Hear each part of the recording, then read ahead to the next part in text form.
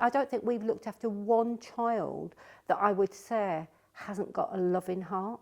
They just find it hard to show it because they've had so much trauma and they've been neglected and ignored so much that they don't trust you to give them that care. They don't trust that you love them. They don't trust that you want them there. You have to work at that. Some children can be with you, I'd say as long as 6 months, before you actually see them signs that, yes, they trust that I'm going to meet their needs. A 6-year-old little boy. Mom had evidently blamed him for everything. She told him everything was his fault. It was his fault that they were all in care. We got home and he destroyed his bedroom.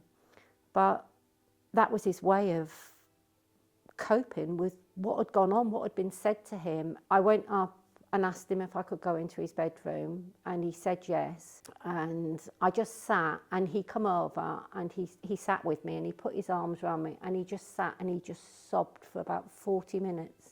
And then he started to apologise about his bedroom.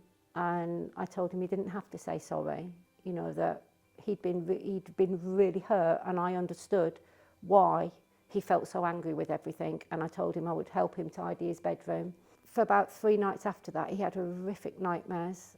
He would wake up and he would literally be banging his head off the walls, and just because he wanted to get rid of all them things that had been said to him and he couldn't get them out of his head. Although I do still see him since he was adopted, I often think about him and I often think about what he went through and how far he come from actually being placed to moving on to adoption. I mean, we've seen children come such a long way from being completely non-verbal to going on and gaining their GCSEs. They are just as capable. They just need somebody to actually believe in them.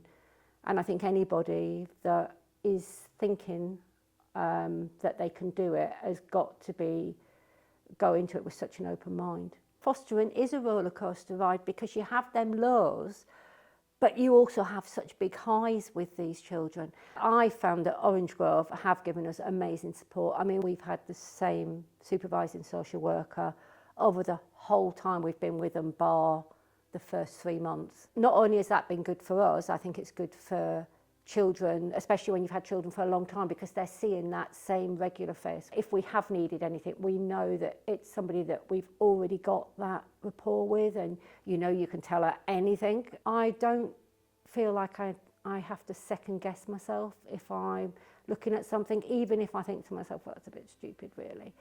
I don't feel like that. I will still ring and ask. So I think it's good to know the support is there and you're not thinking, should I ring and ask or shouldn't I ring and ask? You just do, because you know it's not going to be looked on like it's silly, because you soon realise that no question is silly. If it's a question that's buzzing around in your head, then it needs asking. I think it's really good for our own children and our grandchildren.